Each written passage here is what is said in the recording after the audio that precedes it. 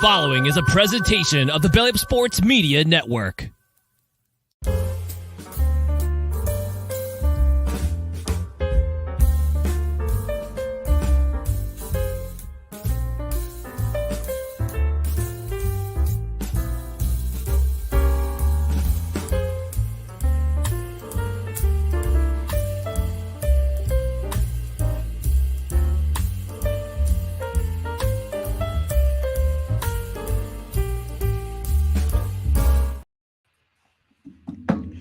Well, good morning. Happy Saturday morning. Welcome to the Saturday Brunch edition of No Credentials Required, where you don't need a press pass to talk sports.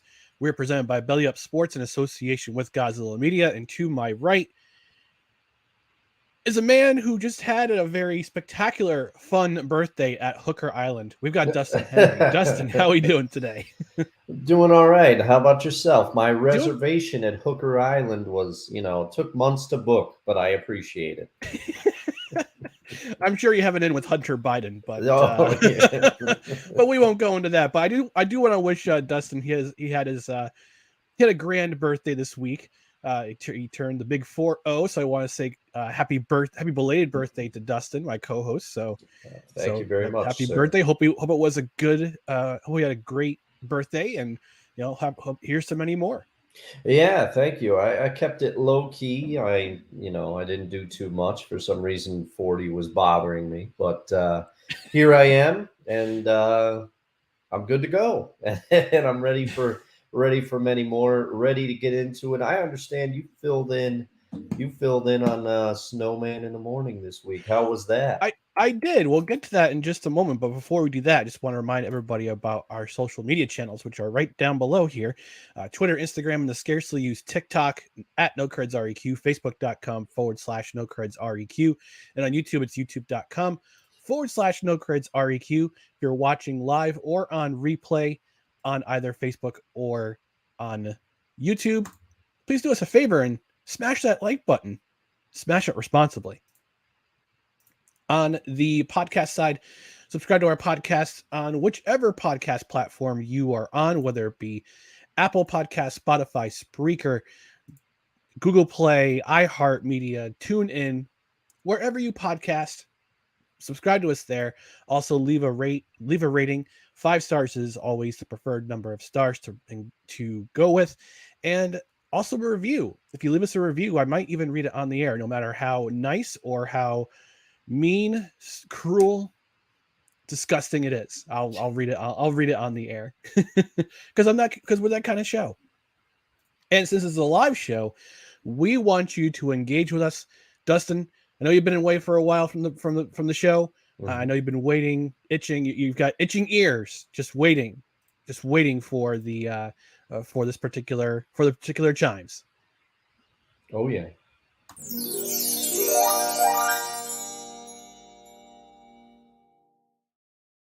And as I said, this is a listener, and this is a live stream. So engage with during the show. We want your comments, whether you're watching on Facebook or on YouTube, whether it's on replay or live. Leave us a comment. That way, people know about this.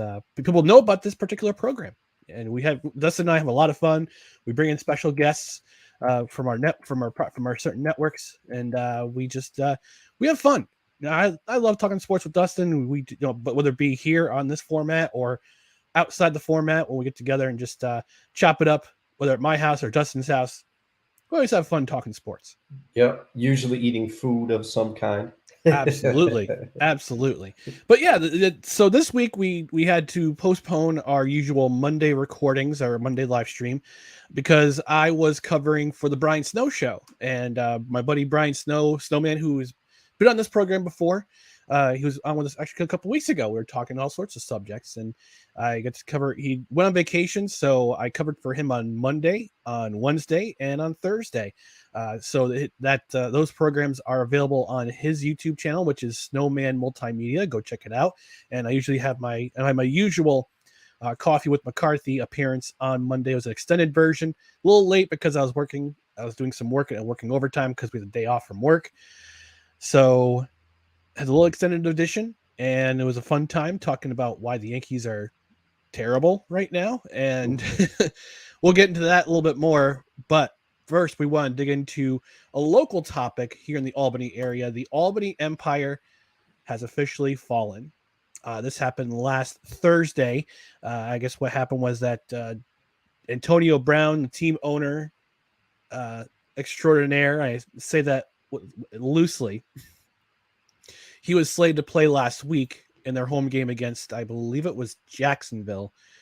And he said some comments that were pretty pretty detrimental to the league, I would say. He was saying that I don't care about the National League. I'm not talking about the National League. We're going to the AFL. We're going to the Arena Football League. And that set off a myriad of phone calls between the National and Arena League owners. And on Thursday afternoon at approximately, I'd say about 1 p.m. Eastern, the National Arena League announced that the Albany Empire membership in the NAL has been terminated for a myriad of reasons. Most notably is that they failed to pay their league mandated league fee in May. And I believe the amount was about $20,000. Every owner kicks in $20,000 at the beginning of the month. And Brown didn't. The April fee was paid, the May fee was not, and they decided to not go with the headache anymore and say bye-bye to the Albany Empire. So there's a lot more to this story, but Dustin, I want to hear your impressions first of this story. I mean, to me, and you hate to judge, you hate to say anything, but I think a lot of us in this area had a feeling that when he took over the team, that it wasn't necessarily going to go that well. I did see a clip of an interview that somebody was conducting. It looked like it was at the arena, but it was on social media. I can't remember when I saw it, but it was last week. And I believe, and he was talking, he said, he was saying, like, I'm Antonio Brown. AB doesn't pay anybody. I'm hoping that he pays me, but I'm Antonio Brown. I'm not AB. Like, this was during the interview, and I'm sitting here and I'm going, there is something wrong. First of all, he needs to get help. I think a lot of I've offered it. I've said, we both. I have better help. I have a better help subscription. I'll give him 2 free weeks. We'll give you 4 free weeks between the both of us there, AB. So sorry. Go ahead, Dustin. Yeah, but I mean, I think a lot of us who followed the NFL for an extended period of time had suspicions that he was not the same following that Vontaze Burfict hit. And I think he's clearly he's suffering from something. So I hope he gets help, because his antics and what he's doing are affecting the lives of other people. And that's what the most important thing about this story is. There's been issues with payment to players. There's been issues with payment to coaches. Coaches have been hired and fired within the span of a week. There have been people locked out of their hotel rooms when they're returning. Just a lot of terribleness has happened. What did he take over the team in March? He was brought on board in March. He was a minority owner, so he owned 44. So local ownership, Mike Corda, who is the founder and president of Techies Fire Water Restoration, he owned 50. He was the majority owner he owned 51% of the team. The other 44% was Antonio Brown, and the other 5% was the Von Schiller family. The Von Schillers were season ticket holders of the Albany Empire. They decided to invest in the team during the middle of last season. They own 5% of the team. But during week 1, during the home opener, Antonio Brown's walking around the field with no press credential, by the way. So no credentials. So apparently no credentials are required in an MVP arena if you're the owner. Yeah. No, there's your name drop for the show. But he's walking around the arena saying, I own the team. I'm the owner of the team. I own all the team.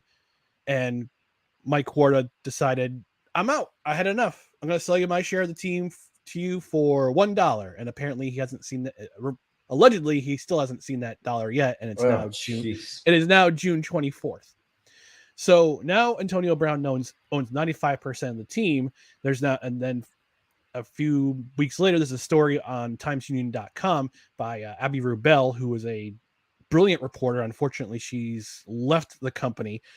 She's left the Times Union, which is a shame because she was doing God's work, covering the Albany Empire for as long as she did, uncovering the sort of details about who actually owns the Albany Empire with Antonio Brown's share. It was whether it be he himself or Antonio El Allah Express Enterprises or some ridiculous name. We're still trying to find out who Antonio El Allah is, by the way. Yeah, I have a feeling he looks like Hakeem from the Twin Towers from the WWF days. Oh man, maybe maybe that's what he was trying to explain in the interview I was watching, or the clip I saw, but who knows? Yeah, but now we come to the Albany Empire getting kicked out of the league. Players are being locked out of their hotel rooms again. Those who can't afford to go back home are scrambling to find a place to live. And I guess fans have been offering their homes, their RVs, apartments they own, they've offering them places to live while they try to get money to go back home to their respective homes. Because I don't know if you know about this, Dustin, but a lot of the players aren't originally from this area. Yeah. Which is a shame. I mean, some players have signed with other teams. Other players who are basically rookies or have come, this is their first time in the playing professional football in the arena ranks. They're earning basically pennies, $250 a week per game. And that goes towards their rent. That goes towards their food. They get a per diem for food, but now that's gone. And things got worse on this week, as it was reported by News 10 that the last head coach of the Empire, and Maurice Leggett, I know him. He's a great dude. He played with the Empire back in 2019. Great dude. He was the last coach. He retired, became the coach of the team. He came out and said that his last paycheck was taken back by the payroll company. And it was not only just him who had his money taken back. It was also several players who had their money, or had their last paycheck from their last game also taken back with no explanation, no sense of recourse. The reporters, journalists have been trying to find out through Antonio Brown's accountant, through his lawyer, through the paycheck company, through the team president, the now team president. And there's been no return call, no comments, nothing. And this just keeps getting worse. And I talked to my sister about this yesterday as we're both getting ready for work. And I said to her, Antonio Brown is the Fire Fest of professional football owners, because he's promising so many things. If you haven't watched any of the Fire Fest documentaries, whether on Hulu or Netflix, don't watch them now, but go watch them on your spare time.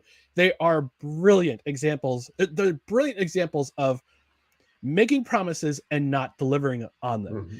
And you hear Antonio Brown with all his braggadocio, all his bravado, saying, "I provide jobs. I'm giving these guys jobs, and I'm bringing joy to fans." When you're not paying your players, you're locking them out of hotel rooms. Because of pay check snafus. He's making all these promises with no delivery. He is the Fire Fest of professional football owners. It's a shame. It's a shame. No, it is. And that's the thing. And it's not as if he doesn't have the money. That's what makes it even worse. Well, you say that. Yeah, that is true. I don't know about his dealings. I don't know if he's as savvy as one Beast Mode, aka Marshawn Lynch, was during his playing career. Marshawn I've talked about it before because I just found it, it's very smart because people judge a book by its cover a lot of times. I mean, I've been guilty of it. I know everybody has at one point or another judged a book by its cover. But Marshawn famously, he lived off of endorsements and other deals that he had made. He did not use his NFL salary to live. So Marshawn's That's probably wise. doing just fine. Yeah. No, I mean that's actually a really. I think there was somebody else who did. There's a lot of players who do that. I think Gronk did that. He did that, and there's another player in the NBA who lived basically. He got a decent contract. He played at Syracuse University. His name escapes me all of a sudden, but he was. He had his mother handle his money, but he deferred a lot of his money until later in his career. So he did a wise job. And there's that documentary, the 30 for 30 Broke. Oh yeah, which talks about athletes losing most, if not all, their money within the first 2 years of their contracts. This also reminds me of, I don't remember if you remember John Spano, who tried to buy the New York Islanders back in the day, but it turns out he was a gigantic fraud. He was convicted of wire fraud, and he was saying he had all this money, all these assets to buy the New York Islanders, and it turns out he had absolutely. Nothing. Hey, Bishop Bullwinkle, did John Spanos have the money to buy the New York Islanders? Whoa. Hell no, to the no, yeah, to the no.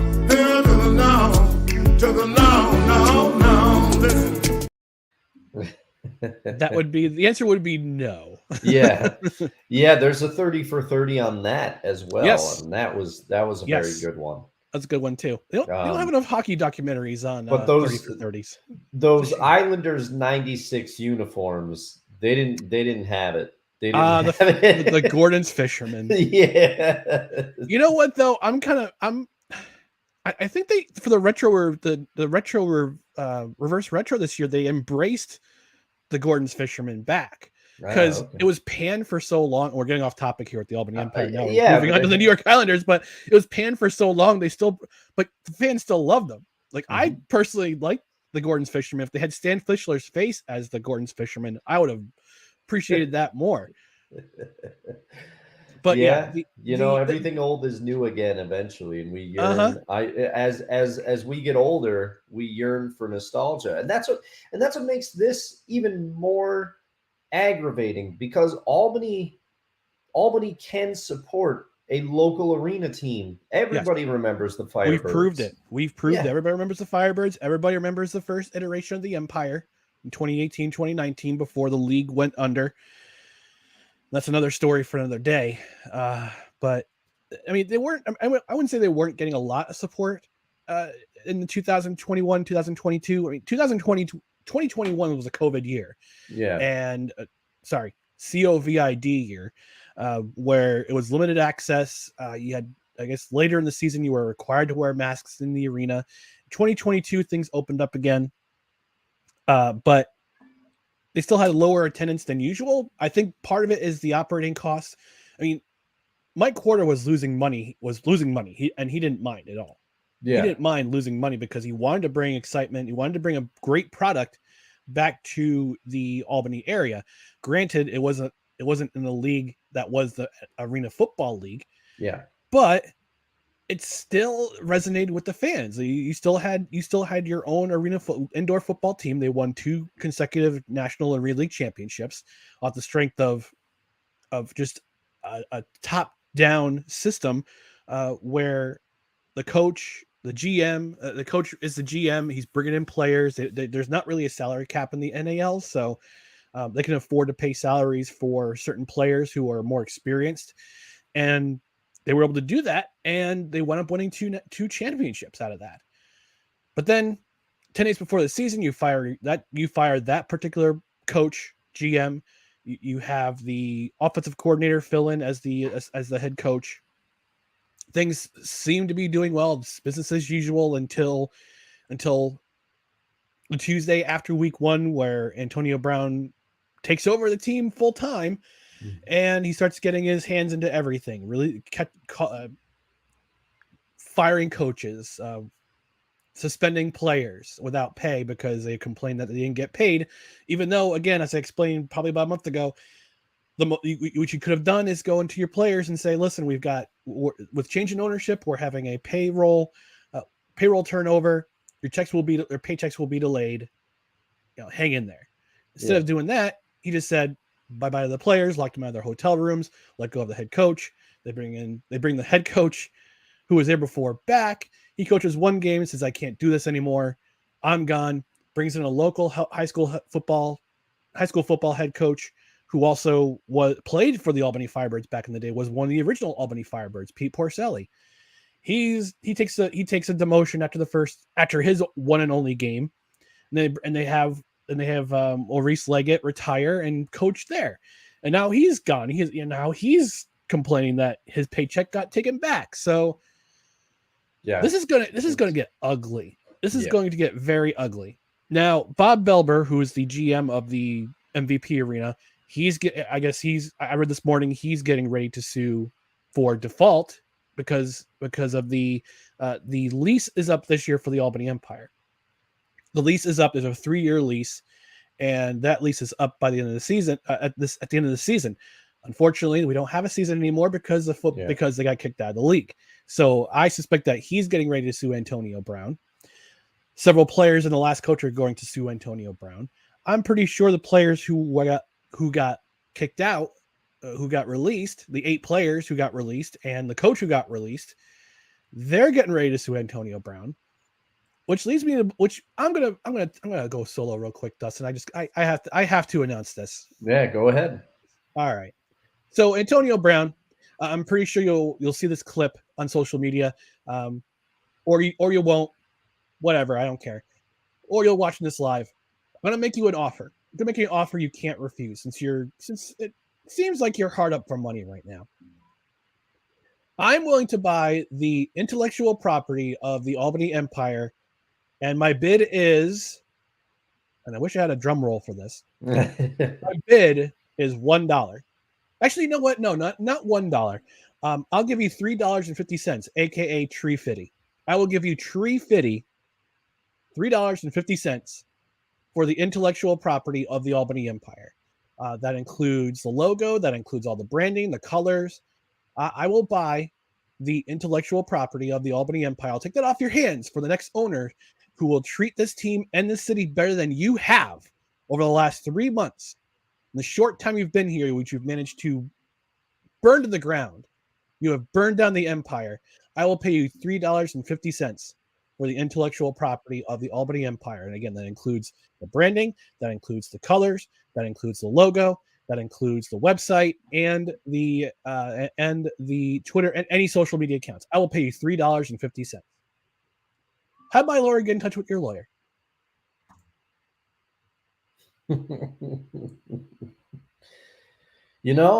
It sounds like a pretty good offer because he's going to need money from wherever he can get it. Yeah. Based on how many people are coming for him. I mean, don't forget, there was that report of right after he became a minority owner of the Albany Empire that he owed some jewelry company in Florida a bunch of money for jewelry he was loaned and then didn't return. And he's got a baby mama looking for $30,000 in child support, allegedly. Yeah. So he owes a lot of people a lot of money.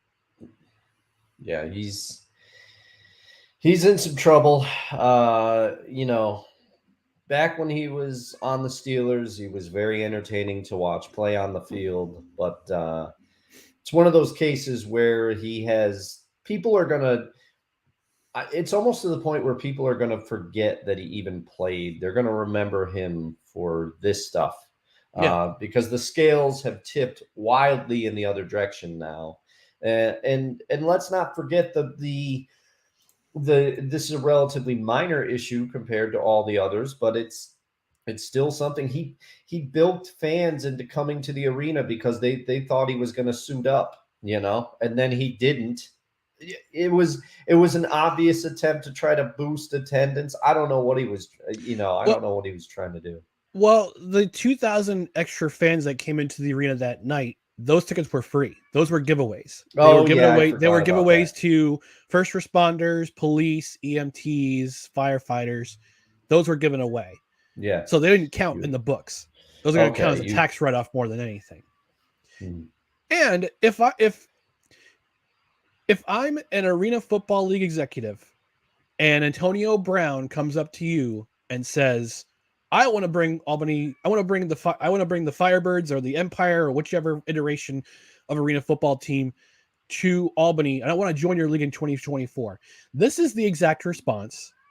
This is the new element, Dustin, I'm bringing in. Oh boy. This would be my response if I'm an Arena Football League executive and Antonio Brown comes to me and proposes an Arena Football team for 2024. Bitch, are you for real? That should be the response of every single Arena Football executive if Antonio Brown comes to them and says, I want to put a football team in Albany. Yeah. Because I don't see how you could possibly, pun intended, given that clip, but I don't see how you could possibly get in bed with Antonio Brown. There's no way. No. There's no way. No. Nope.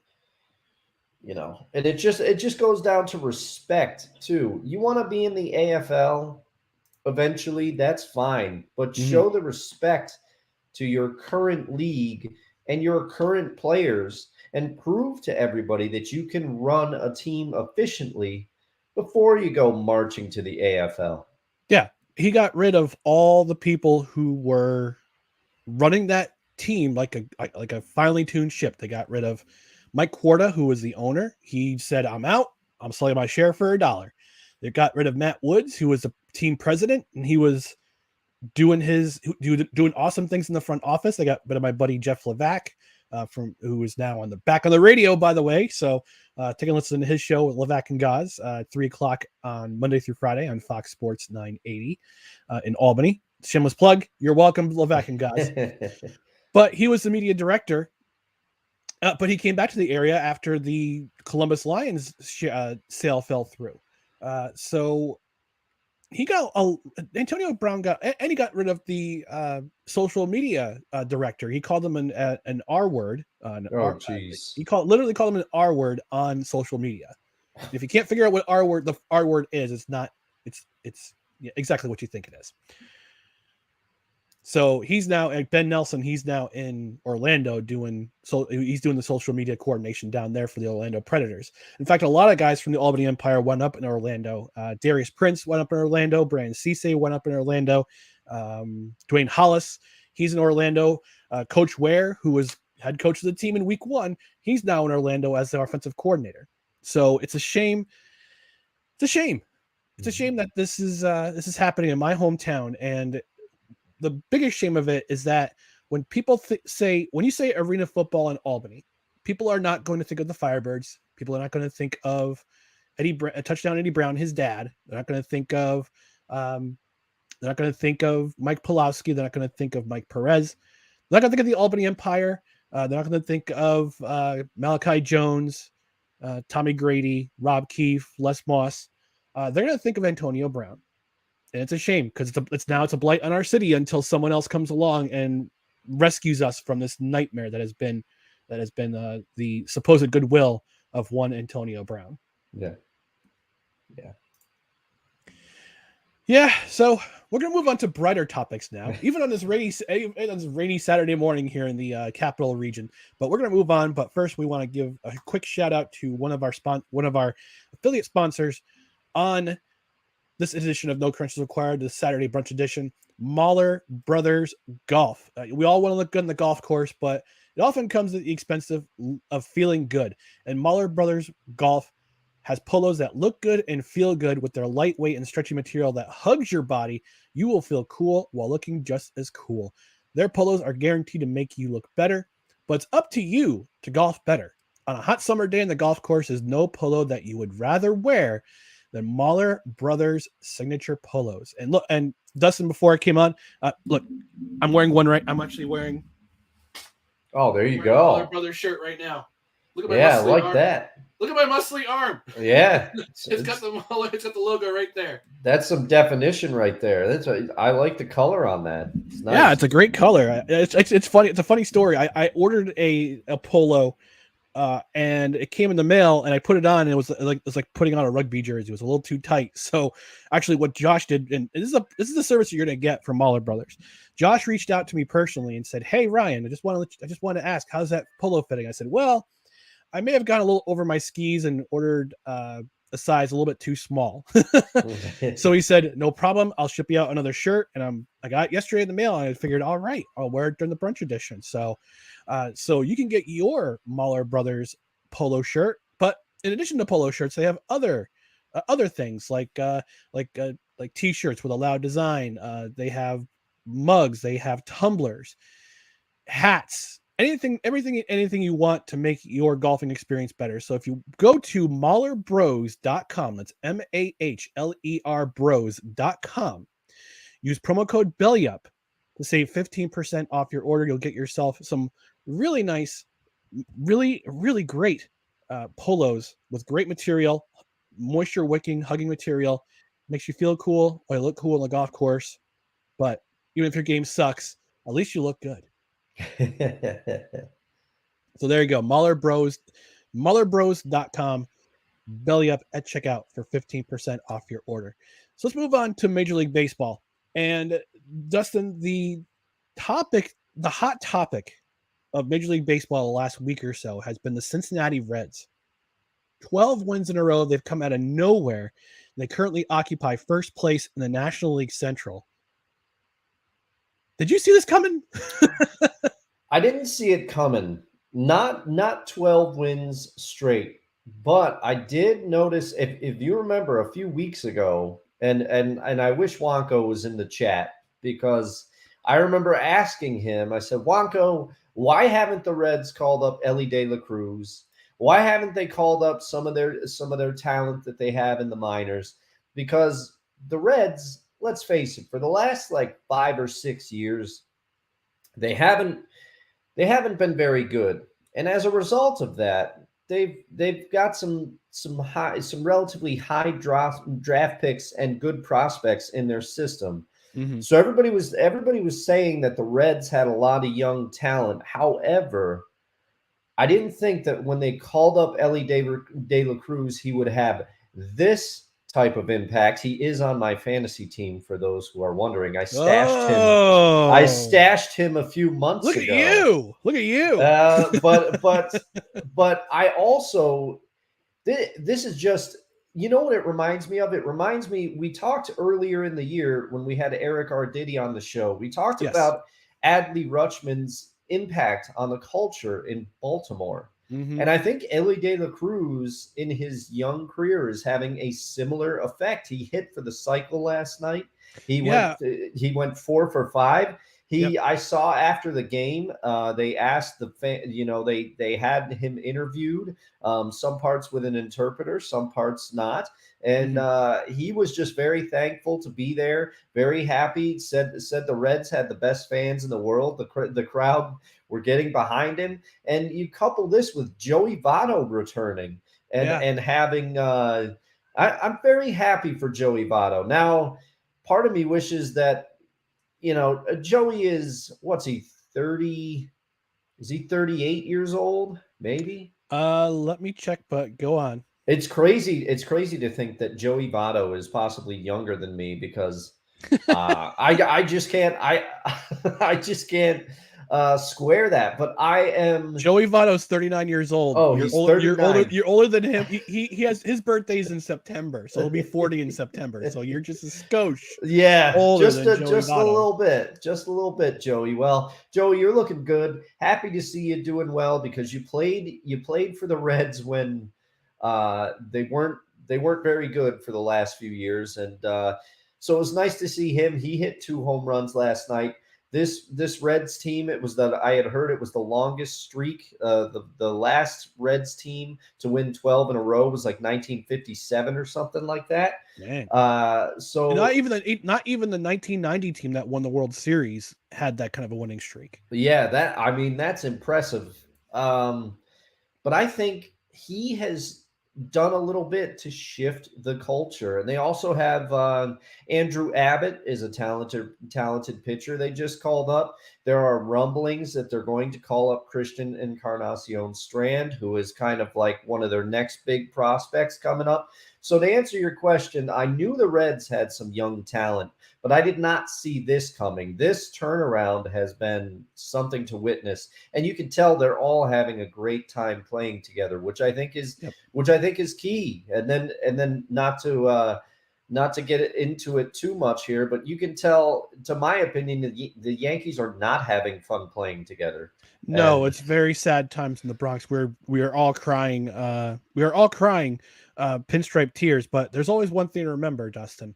I have to play his PSA from Wise El Jefe. Oh yes. Yeah. The following is a public service announcement from Wise El Jefe. Boston. This has been a public service announcement from Wise El Jefe. So we just want to get that out there, just lest you think that we're just bashing the Yankees. No, we have to get that. But I'm looking up the Reds' longest winning streaks, and this is actually the fourth longest winning streak in Reds history. The last time they had won 12 games in a row was in 1957. Mm-hmm. They are 2 games away from tying the all-time team record of 14 games. And Dustin, you want to take a guess as to when they won 14 games in a row? Let's see. Well, if the last time they won 12 was 1957, I'm gonna go out on a limb here and say it was 1935. Nope. Oh man, are we going 18? Yep. Oh, see, I was originally gonna say something ridiculous like 1892 or something, but I don't know. July 26th through August 12th, 1899. They won 14 games in a row. Man, I should have gone with my first instinct. And don't forget the Cincinnati Reds are one of the longest tenured teams in Major League Baseball, period. Yeah.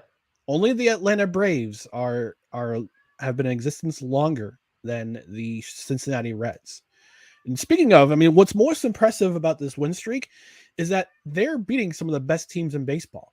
They beat the Braves last night. They beat the Braves. Yeah. They swept the Houston Astros. Granted, they just got Jose Altuve back, but it's still the Astros. Mm-hmm. The Astros are still a good team, and they swept them in Houston. That's the most impressive part about that particular win streak, about that particular sweep, is that they swept Houston in Houston.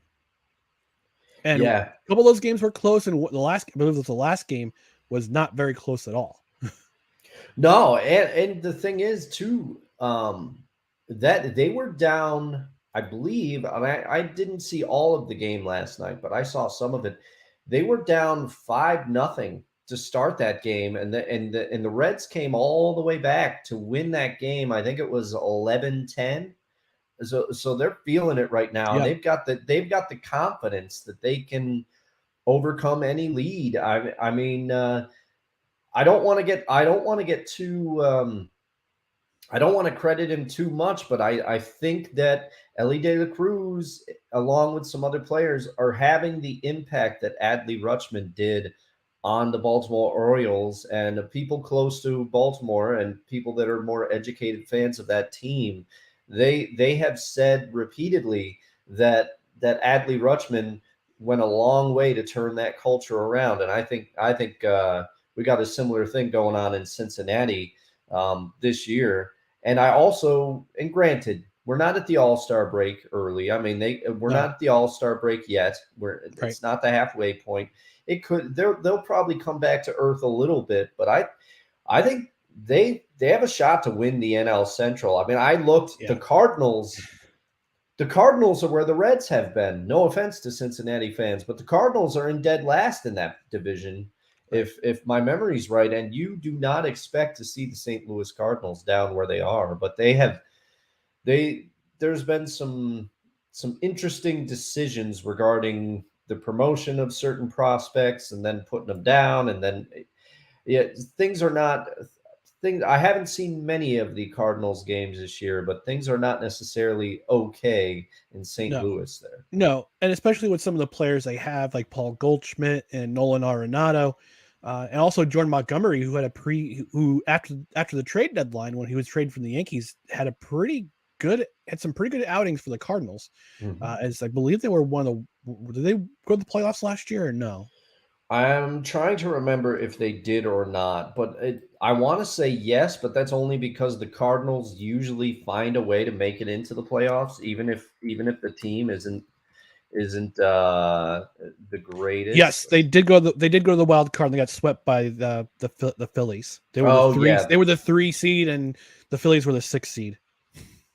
Yeah, that's right. That Phillies run that I still can't believe it happened. Incredulous. I was last year. I remember they fired Joe Girardi, and I'm like, they fired Joe Girardi, and they promoted Robbie Thompson. Yep, and that's all it took.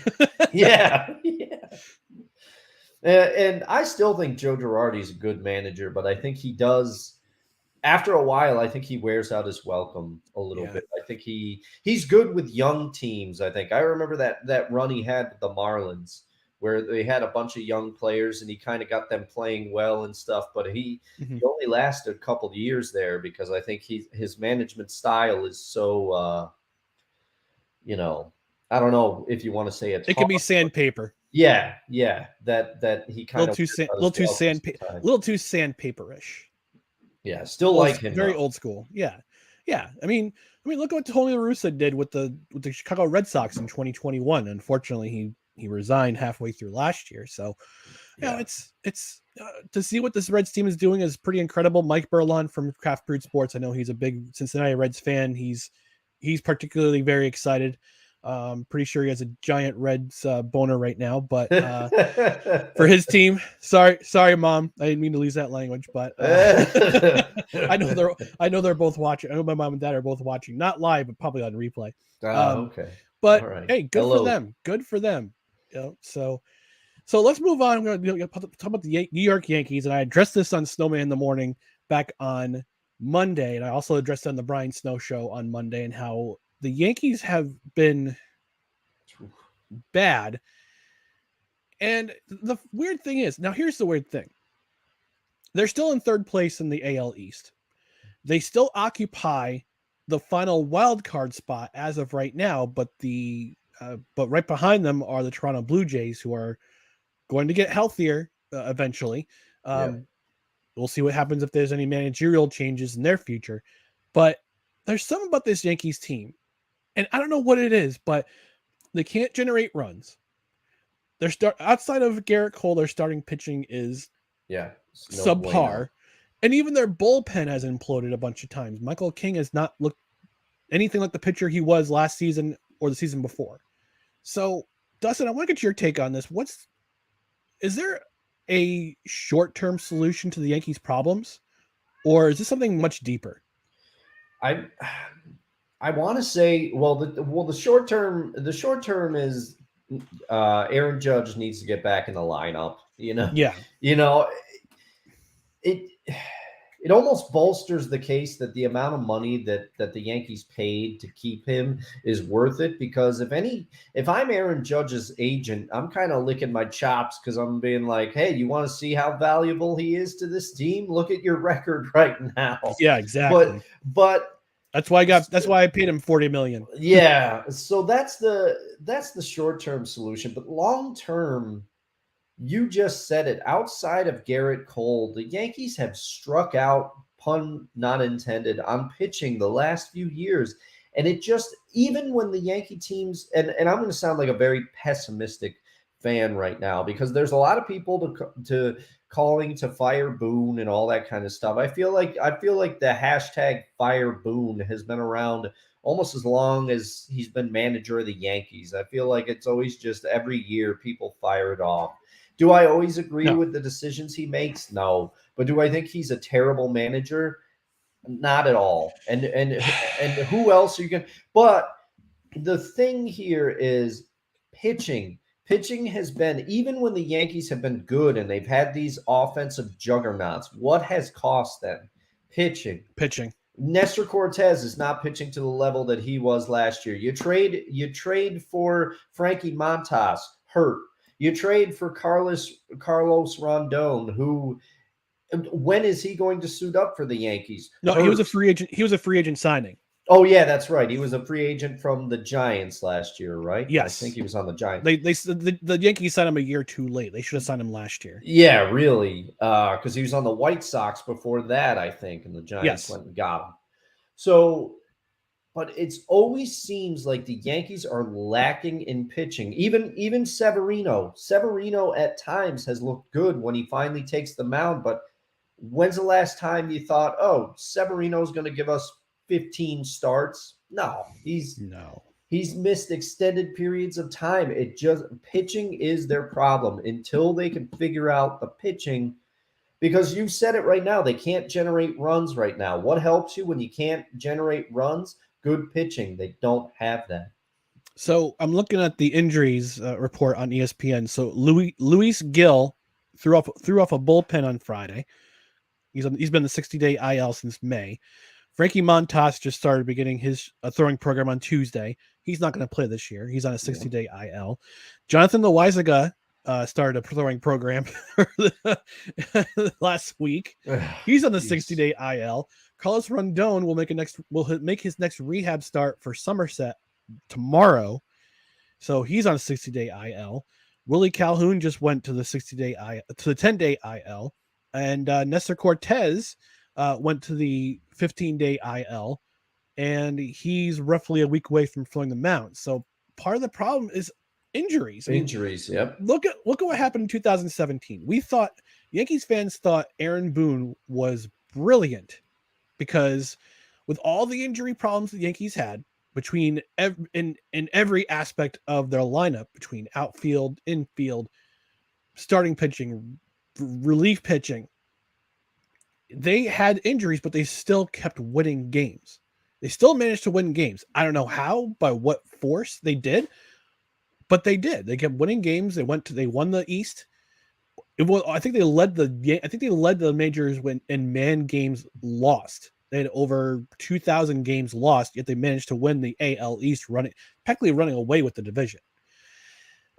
Obviously, we saw what happened in 2019, the ALCS, when Chapman gave up that home run to Altuve. Where's my garbage can when I need it? But Aaron Boone has never been the popular choice for manager of the New York Yankees. Has not been since he was hired during the 2019 season. Before the 2019 season, the fans' choice would have been Don Mattingly. Unfortunately, he's now a bench coach with Toronto, which is very strange. But I just think if the Yankees don't go to the playoffs this year with the third largest payroll in baseball, and granted, injuries are nothing to sneeze at. You have to deal through. But you have to go through injuries. You have to go with the lineup you're dealt.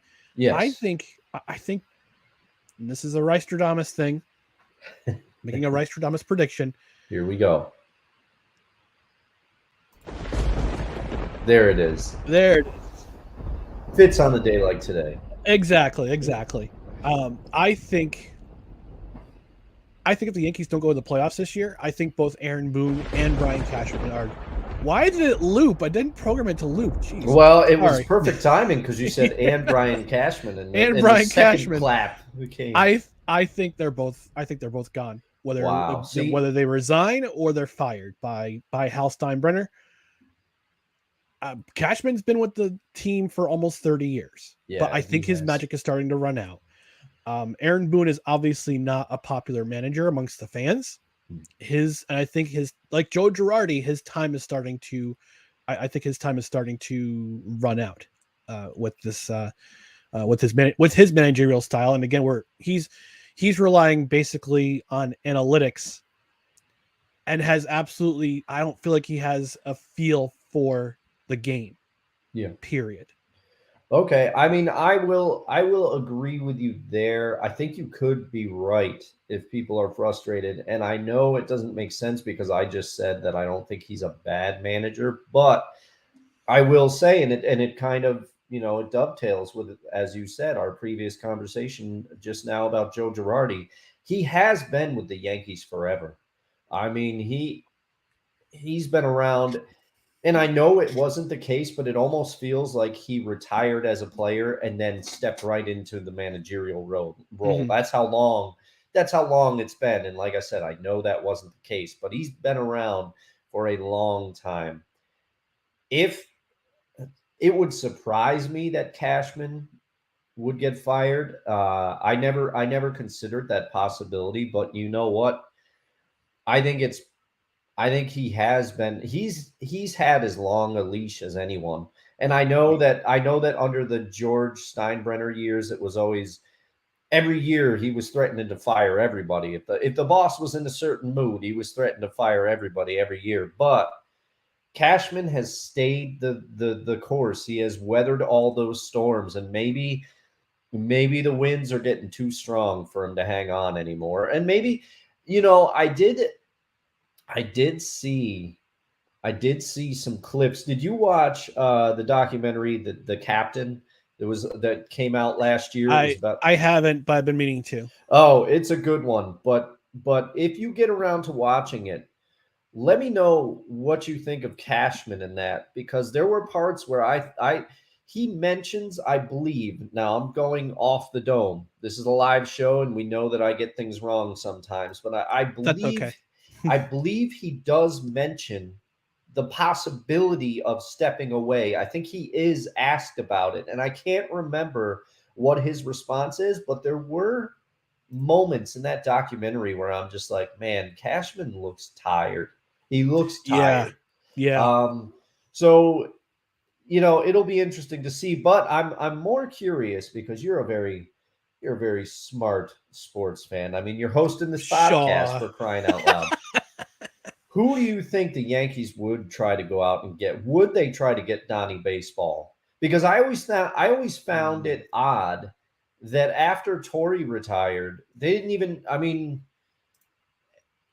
I always thought like Don Mattingly's going to get a shot somewhere down the line. He's got managerial experience, and then he winds up with Joe Torre on the Dodgers, and then I'm trying to remember, but he's managed other teams. Didn't he manage Florida for a while? Yes, he managed the Florida Marlins, I think, right after his time with the Dodgers. Yeah, I think that's right. And I don't know if that went very well. I can't remember his record as manager of the Marlins, but I think at that time they did not have a very talented team at all. So, you got to put some of that on the manager. But the Yankees have a propensity to go with Yankees legends or, Yankees players or whoever. They did it with Girardi. They did it with Boone. They did it with, they did it with, oh geez, why am I blanking on him? Billy Martin. They've done it, they've done it a ton of times. Yep. A lot of people pontificate that if Thurman Munson had not died in that tragic plane crash, that he would have gone on to become manager of the Yankees at some point. They like to do that. Yeah. But who would you think that the Yankees would go get if they do, in fact, #fire Boone? I know I put you on the spot with this one. If he doesn't get fired during the season, if he gets fired during the season, I think they stay with one of their bench coaches as their as a manager. But if he is gone after the season, I think they do go after Mattingly. I think they might try to bring up Shelley Duncan, who's currently the AAA, their manager. Wow, in AAA. That's a blast from the past. Yeah, right. Oh man, part of that 2009 squad. Yeah. Gosh, I don't think they'd bring back a retread like. So the current trend in the NBA and the NHL is to bring back retreads as coaches.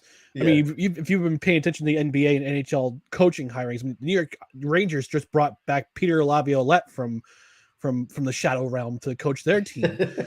so do they go after a retread, or do they bring in somebody who can bring a fresh perspective? I would have to say they'd probably bring in somebody fresh. or they bring in a Yankees legend like Hal Steinbrenner, usually like the Steinbrenners has usually done. Yeah. So I don't know. They might bring in Don. I mean, I wouldn't put it past him to bring Don Mattingly in. He's obviously a legendary Yankee, still around. Yeah. Coaching for the enemy in Toronto right now. But Yeah. I wouldn't put it past them. I wouldn't put it past the Steinbrenners to bring back a fan favorite with Don Mattingly. He had decent amount of success in Dodger in Los Angeles. Not enough success in Miami because, well, it's the Marlins. Yeah. Although this year they're starting to turn it around. If you look Yeah, at the they're standings, winning. They're winning. They're in the games. wild card spot right now. They're pitching. I don't know how they're winning the games, but we knew they had good pitching. Pitching. See, that just shows how important it is. They have good pitching because they can't generate runs, but they're winning close games. They're winning 2-1. They're 10 games above 500, and their run differential is a minus 18.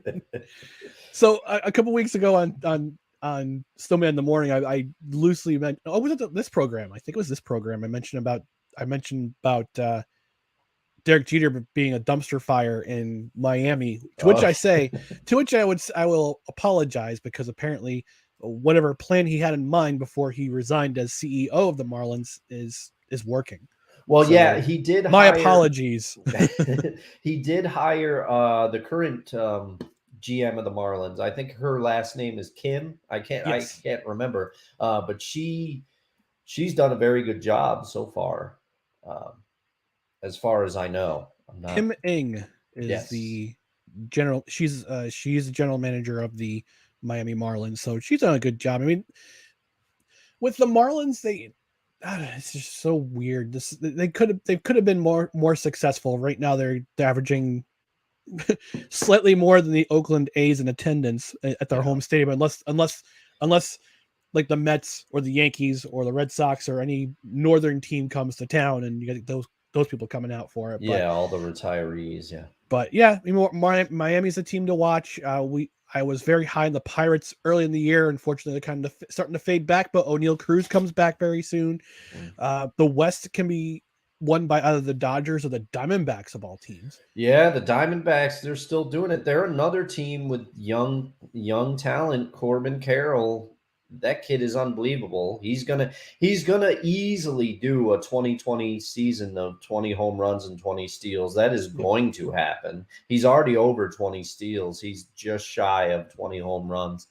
There's been some surprises this year, and overall in baseball as a trend, there's been a lot more running going on, a lot more stolen bases. Bases pace is way up, and that's a good thing. I think it's a good thing for baseball. Yeah, I was saying I for one am enjoying it a lot more. Yeah, I mean the pitch clock has a lot to do with that because you only get 20 seconds to throw off the mound, and you can only throw to first base. I think you're limited to 3 times per at bat. I believe you can throw to first correct, base. Yeah. I'll have to bring my nephew Christian in sometime to correct us on that. But I'm pretty sure he has a lot to say about the baseball season. But we'll try to get him on sometime talk about baseball and the Major League Baseball season because we'll talk about somebody who knows a lot about baseball. He's dialed in. Yeah, he's dialed in. He's all in. All right, we're going to take a quick commercial break from another sponsor at Belly Up Sports is Manscaped. We'll talk briefly about the NBA Finals, the Stanley Cup Final, and probably the best news item I've heard all week. So stick around for more No Credentials Required. Spring has sprung, and our friends at Manscaped have the best tools for some spring cleaning. They've already helped you tidy up all the nooks and crannies of your body's basement. But this year, Manscaped can help you get the perfect presentation on that beautiful face with the new Beard Hedger Pro Kit. Make sure you look your best this spring by using code BELLY20 to get 20% off and free shipping at manscaped.com. So tame your mane with the Beard Hedger Pro Kit. The sun is peeking back out, which means you'll have to show your face in the daylight again. So use the kit to make sure your scruff looks award-winning, whether you have glorious beard flow or some smooth, sleek cheeks. Save 20% off and free shipping with the code BELLY20 at manscaped.com. That's 20% off and free shipping with the code BELLY20 at manscaped.com. Focus on the face and use the Beard Hedger Pro Kit for the cleanest look in the game. That's right, folks. Use Belly20 at promo code at checkout for 20% off any Manscaped product, whether it be the Lawnmower 4.0, the Beard Hedger, which I fully endorse. It's looking good, man. Oh, thank you. Or the Weed Whacker Nose Hair Trimmer.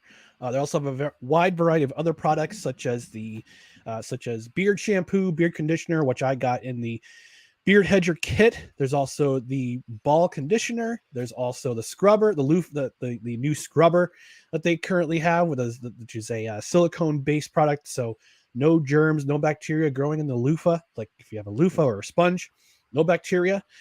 And other products they have at manscaped.com. So use promo code BELLY20 at checkout. You get 20% off your order and you get free shipping. So heck of a deal right there. And again, I fully endorse the beard trimmer, the Beard Hedge trimmer. It's an excellent product. I fully endorse it. It has the no credentials required seal of approval. I haven't broken out that one yet, Dustin. That's still one of my all-time favorite clips. I will not make the sound. I got tricked into making that sound at a party, but that's a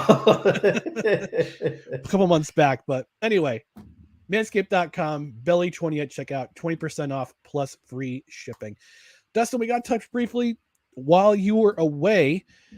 The NBA Finals and the Stanley Cup Final both wrapped up in pretty convincing fashion for both the Denver Nuggets and the Vegas Golden Knights. Congratulations to both franchises for winning their first championships ever. Dustin, what were your impressions from both finals? Well, let's see. The NBA Finals went almost exactly as we predicted. I think both of us predicted that Miami would managed to take a game, and they did. But other than that, Denver just did what we all thought they were going to do. They have Jokic, and they also played good team basketball. So you put those two things together, and it's tough to beat. But the NHL Finals, I was surprised by the NHL Finals. Now, I know I had predicted that Vegas was going to win, but I predicted Vegas in 7. I thought it was going to be a very hotly contested series, close series. Now, the Panthers have nothing to be ashamed of, but the Golden Knights just peppered them with shots, and it just seemed like every time the Panthers would get some life in them, Vegas would just take it back out. And I think, to my less educated, I'm not a hockey expert. I like to watch it, especially the playoffs. I like that Hockey Night in Canada theme. It gets me jacked up sometimes on a Friday night. I'll want to tune into the NHL Network.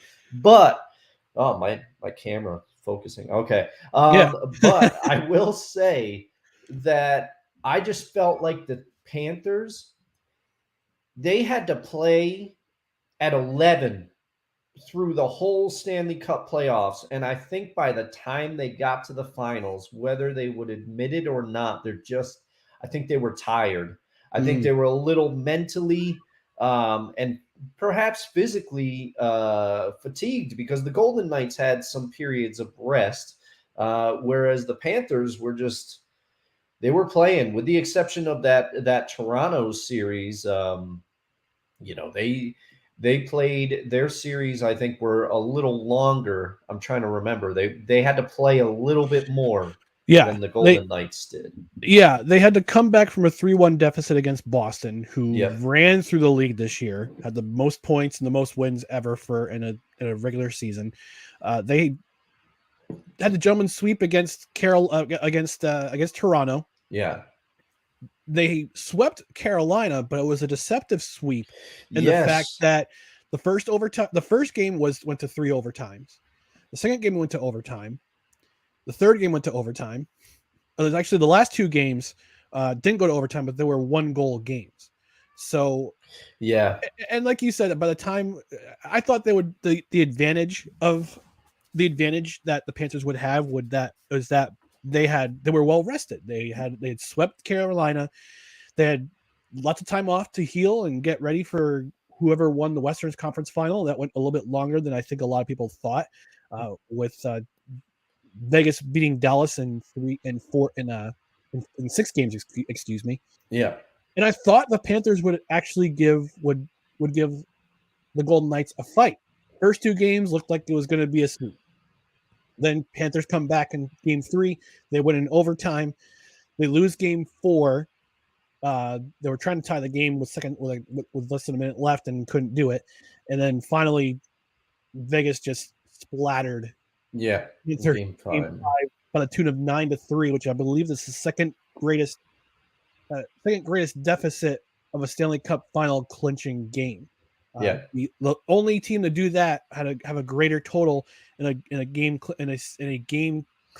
cup clinching series was Pittsburgh in 1991 when they beat Minnesota 8-0 in game 6.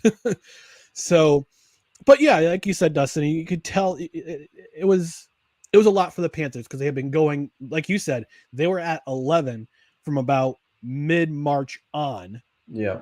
Going into the playoffs, having that great rally turnaround against Boston, taking it to Toronto, taking it to Carolina, and then they, like you said, they ran out of gas against a very, very good Vegas Golden Knights team. By the way, congratulations to Phil Kessel for winning another Stanley Cup, even though he barely made an appearance in the playoffs. But we joke about Phil Kessel, and I think I read about his 1000th game and all his antics. Like he doesn't look like he's a hard worker, but he is a hard worker. So I gotta give it to him. He's been in the NHL for his longevity in the league has been is noted. Even though he looks nothing like a hockey player, doughy and soft like the Pillsbury Doughboy. But I gotta say, good on him for winning another Stanley Cup. Yeah. So that being said about the Stanley Cup final, the NBA finals, I think we're going to see a dynasty very soon in Denver. It could be. As a Mavs fan in the West, I hope not, but I don't know who's going to stop them. Good morning to Wise El Jefe. Good morning, sir. How are you? I gotta play that PSA in honor of him. Yeah. Excuse us, folks. We have a PSA. The following is a public service announcement from Wise El Jefe. Boston. This has been a public service announcement from Wise El Jefe. Please continue. we do have some friends of ours that are Boston fans. We'll have to, if I have you and some of the boys over for a game, maybe put something on the smoker. We'll have to play that for them. there is a PSA in response to that, but I'll try to get that one. But yeah, we were talking about Denver, so go right ahead. Yeah, but I don't know. There's Wise. Laugh emojis. I don't know who's gonna beat them. I really, because Phoenix, I don't know what to think about this Bradley Beal trade. And Golden State picked up Chris Paul. The corpse of Chris Paul. Yes, they did. And the thing is, I like Chris Paul. I like the fact that he's fiery. I think he can still play, but he can't give them the type of minutes that he could have. And I think, and he's always hurt when it comes to the playoffs. Yes. He's always injured in the playoffs and can't contribute. Yes, and the thing is, or contribute as well as he should. Sorry. And people are talking about the Clippers because Kawhi got his knee scuffed. No, I don't think there's anybody, and there's going to be a surprise team. There always is. There's a surprise team that kind of comes out of nowhere and starts clicking. And I mean, you got to give it. I know he's somebody that we don't like to talk much on the show, but I mean, everybody wrote LA off, and they managed to get in with Yoke. Yeah, Lyndon Baines Johnson and those boys. They got in there, but they got in there and they kind of caught fire, at points to get into the playoffs and then do some damage in the playoffs. Mm-hmm. But I just don't see who's better than Denver right now. And you go over to the East, and I just don't see who's going to be able to take them because the Heat were a great team this year, and a lot of people were happy with what the Knicks did this year. But the Knicks need somebody else. The Knicks. They need somebody else, and they are a hard-nosed team, and I root for them a little bit because I don't want to see him do bad, even though I'm a Mavs fan. But then also I see what Jalen Brunson is doing, and I can only imagine what it could have been like if we had kept Jalen Brunson. Yeah, and Kyrie Irving, who took your smile away, is trying to recruit Yo Kang. To Yeah, come to no, Dallas. I mean, he can't do it. He stole. Talking about going to the talking about dragging somebody to the shadow realm. Kyrie Irving is doing just that. I know. He's I will ruining Luka. He's ruining it. I will say this about Denver, and I've heard this point several times, and I'll reiterate it on this program. Denver's oldest player is Nikola Jokic. Nikola Jokic is 28 years old. Everyone else on that team is 27 and younger. Yeah. And they got some decisions to make with Bruce Brown going into free agency. I think they'll keep him. I think they'll retain his services. He was tremendous coming off the bench. Great defender. Gets points when he needs points. But that core of Jokic and Murray and Brown, and there's another player whose name escapes me. I'll go to the roster. But it's going to be, I think we're going to see I mean, you're looking at you were mentioning the East, and who would challenge a team like Denver for the next dynasty. I think Milwaukee would do that. The only reason why Milwaukee got beat I think the primary reason why Milwaukee got beat in the first round of the playoffs is because Chris Middleton was injured and Giannis was injured. He hurt his tailbone in game 1. I did forget about Giannis's injury. And Contavious Caldwell-Pope. That's who I was looking for. Oh, okay, yeah. So Nikola Jokic, Aaron Gordon, Michael Porter Jr., Contavious Caldwell-Pope, and Jamal Murray. I mean, that's a great core to work with. Yes. And you have a pretty good bench as well. Again, I mentioned Bruce Baker coming off the bench and being the player that he is. So it's going to be interesting to see what they do to retain him. Maybe do some creative cap manipulation like they do with the NHL. But it'll be interesting. I think that we're going to see Denver, that particular team, they're going to be contenders for quite a while. Oh yeah. And I think the big thing for me is that Denver has Jokic is a star. He's a bona fide star. Absolutely. And Denver has other players that are maybe not quite on his level, but they're very, very, very good. But the difference is they know how to play together. Denver is not one of these teams that, and I mean, hell, as we've discussed many times on the show, my Mavericks tried to do it. Okay, pair Luka with another star, and it's going to be great. It wasn't great. It was not great. And then the Clippers from a few years back. Oh, let's put Kawhi Leonard with Paul George with, I can't remember who their third banana was at that time, but that has not worked.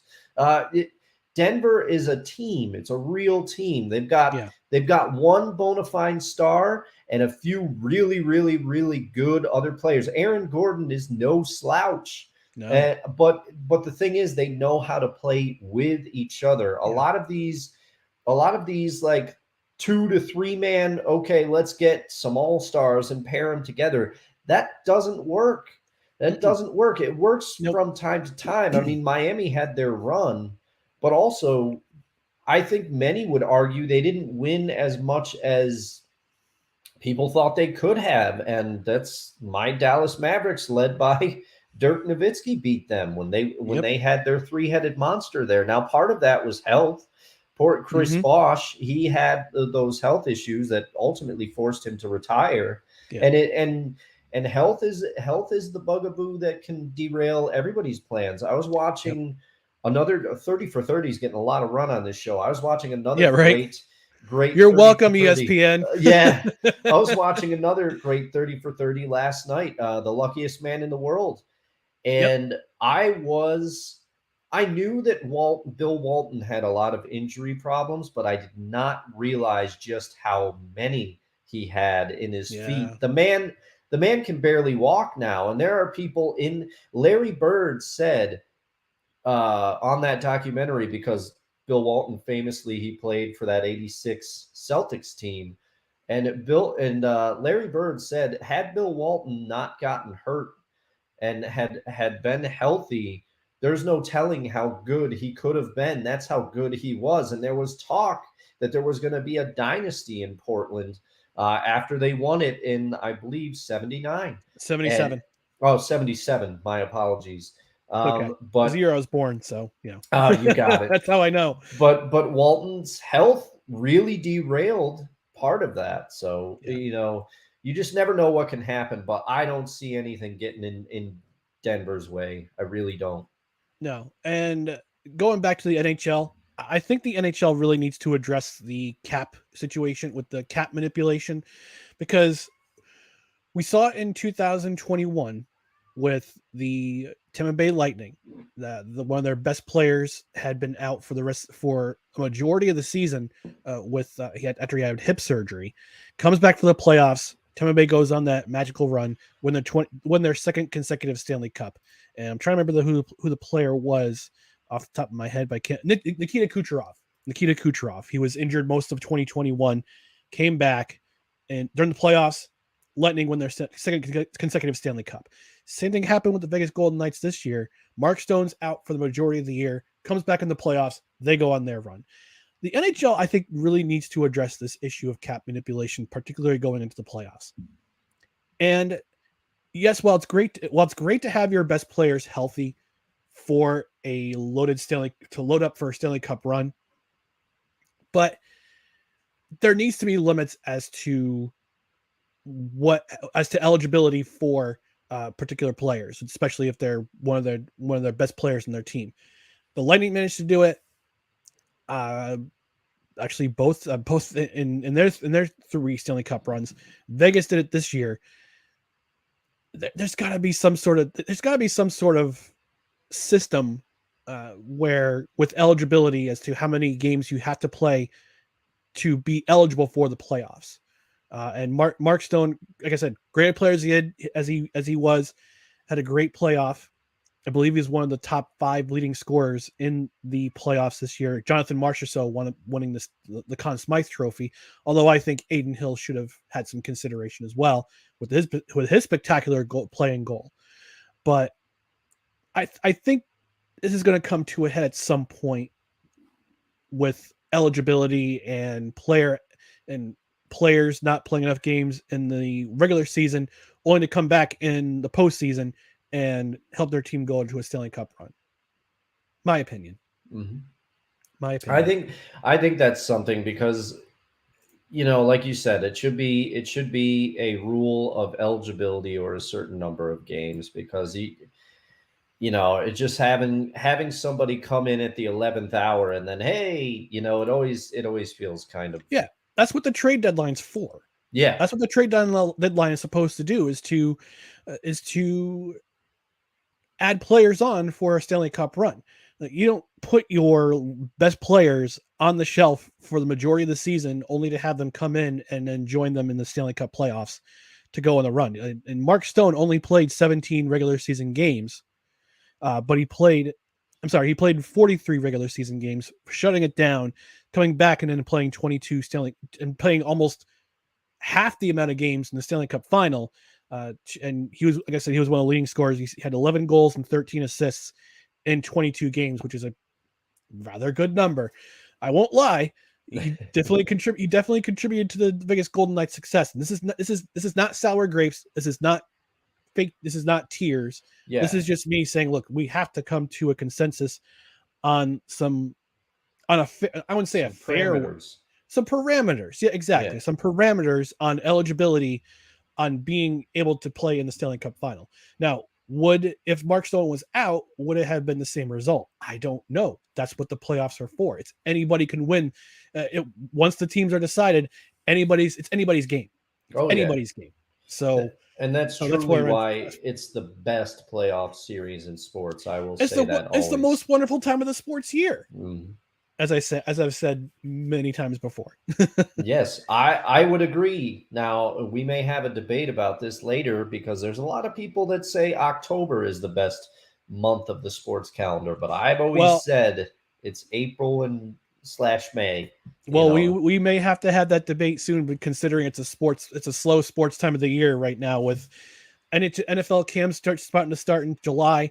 Mm-hmm. NBA, NHL are over. The only thing we really have is baseball right now. And yeah, baseball's great, but you can only do so much with baseball. So we may have to have some debates with some evergreen topics coming up before the NFL season ramps up in September when we move to Tuesday nights for our live streams. Yes, because of my bowling league. Thank you. Well, I was going to say mostly because of football, but your bowling league too. All right, for the last. You don't want to do an episode at midnight on Monday after Monday Night Football ends. Gross. Yeah. So we're going to move on to our last topic of our Saturday brunch edition of No Credentials Required. I'm just going to say it. Nerd fight! We're going to have a nerd fight, folks. Elon Musk, Mark Zuckerberg, in a possible MMA match. Dustin. Oh, man. I got a lot of thoughts about this. Give us your thoughts. First off, I can't believe that this is real. I can't even believe. But they both agreed to it. It could happen. I'm telling you right now, I will say it on these very airwaves. If this fight happens, I am buying the pay-per-view. You're coming over to the house. I'm getting people. We're doing this. But here's my thoughts. My money is on Zuckerberg for this one. I think he's been training. He's been doing some things. I think he's just weird enough. He's got that empty look in the eyes. I think he could hurt somebody. And I hope to God that Sweet Baby Ray's sponsors him, and I hope he comes out with bottles of barbecue sauce and he's got his capes on. I want to see this. And do you think that Elon would develop some sort of like Tesla cycle or something that he could ride to the ring a la the Undertaker in the early 2000s? Let me answer that question just a second. We had Josh Mahler from the aforementioned Mahler Brothers Golf. Josh, I'm wearing your shirt, buddy. So he asks, can we see him? And I'm not sure if we're talking about Zuckerberg or Elon Musk. So Josh, if you want to clarify that, can we see him versus Conor McGregor, please? Well, you see, speed beats everything. Speed, I'm gonna fight you. So I'll go over the history of this. So apparently, Elon Musk had heard that Meta, which is Mark Zuckerberg's company, they own Facebook, is developing a competitor to Twitter. And somebody had asked about this and asked him if he wanted to fight Mark Zuckerberg, and he said, "Yeah, I'm in for a cage match if he is," because he sent tweet. To which Mark Zuckerberg replied, channeling his inner Khabib Nurmagomedov on Instagram. He says, "Send me location." See, that's why my money's thanks, on. Josh. Look versus McGregor and the polo looks great. Thanks, Josh. I appreciate you, and thanks for sending this out. I do appreciate it. Yeah. But that's why my money's on Zuckerberg. Have you ever seen the picture of Zuckerberg jet skiing with a full face of zinc on his face, like an absolute yes, he's very pale. Psychopath. He's more pale than me. He's like Data from Star Trek: The Next Generation. Yeah. Allegedly, that's his dad. I would not want to mess with him. I'll tell you that. So after Zuckerberg sends his response of "send me location," Dana White enters the chat and says, "Yeah, UFC, we want to host the fight. It's a money maker. Are you kidding me?" So here, I want to give you the fight credentials for both men. So Zuckerberg, he practices Brazilian Jiu-Jitsu. Yeah. Musk reportedly practices several martial arts, including judo, kyokushin, karate, and taekwondo. He also says that I've been in many fights growing up in South Africa. I've also been in many fights growing up in South Africa. So the tale of the tape is you got two guys who know their martial arts Zuck being a submission specialist, and you've got Elon Musk, who is the strike specialist between Kyokushin karate and Taekwondo and judo, because you use some strikes in judo to flip and you can also take down your opponent. So I think it's going to be, I'm definitely paying for this match if it happens. Oh, yeah, I'm telling you. I don't know if the proceeds are going to go to like a charity. This is like a charity bout, or this is just for fun, or if this is actually real and the two actually literally hate each other. But it's a genuine grudge match. But yeah, I'd be entertained to see how this nerd fight goes. I mean, these are two nerds who actually know how to fight.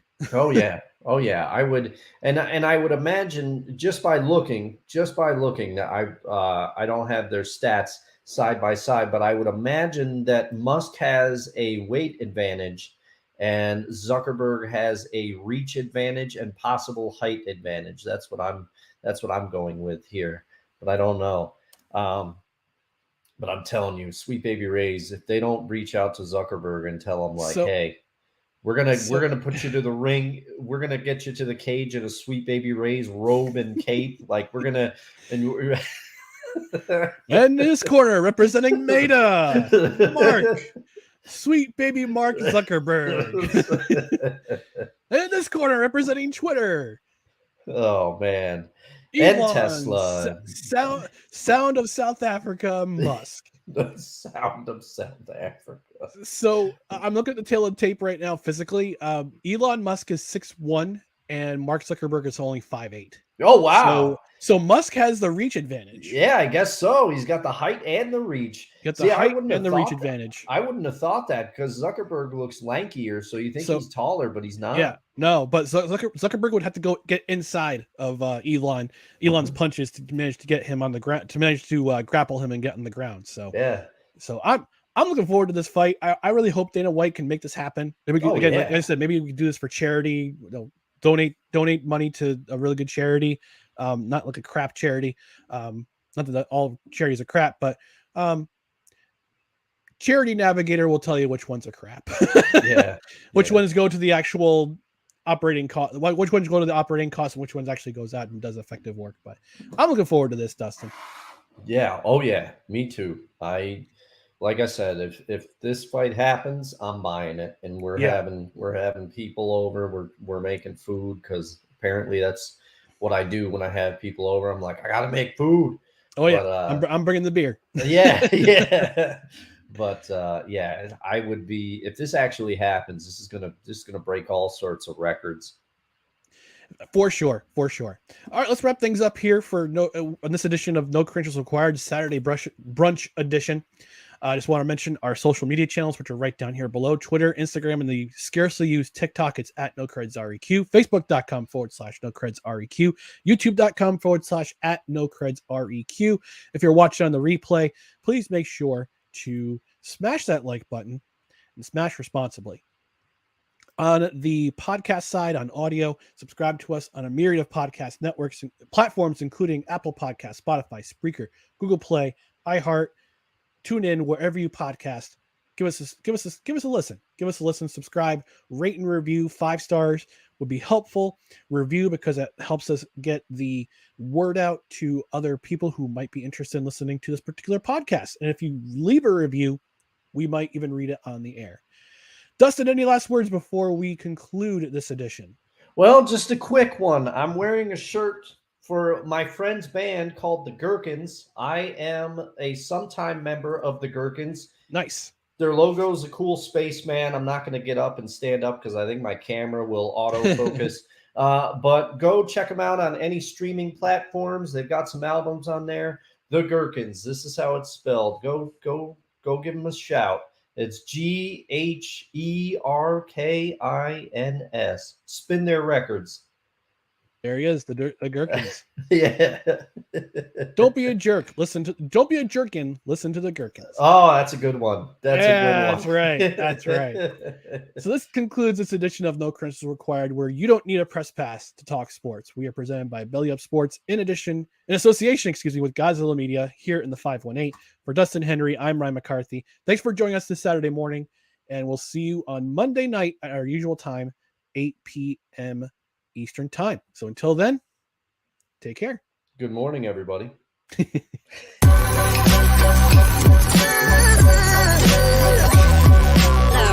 The following is a presentation of the Belly Up Sports Media Network.